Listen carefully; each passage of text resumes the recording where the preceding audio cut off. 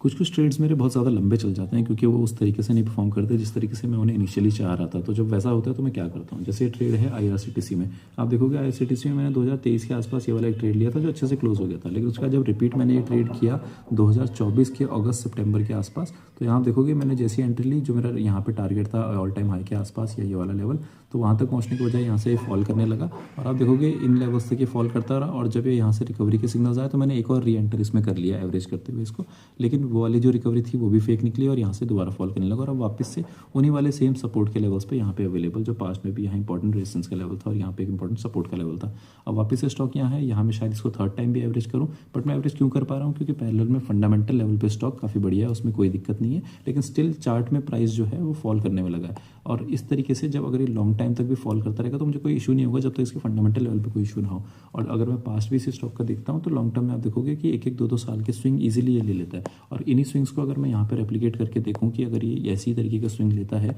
और इससे थोड़ा ज़्यादा टाइम भी ले लेता है जैसे इसने पास्ट में लिया है, इस वाले लो से अपने इस वाले ऑल टाइम हाई तक पहुँचने में, जो कि इसके करीब 90-100% की रिटर्न है, तो अगर ये एक दो साल और भी ले लेता है तो मैं ये वाली जो मेरी एवरेज की हुई एंट्री है उससे मेरे 90-100% की रिटर्न एक दो साल में बनते हैं, तो बहुत बढ़िया बात है। और इसके साथ साथ जो मेरी सबसे पहली एंट्री है इससे भी अगर 40% के रिटर्न मेरे 3-4 साल में बन जाते हैं तो वो भी कुछ बुरे रिटर्न नहीं है, काफ़ी बढ़िया रिटर्न है।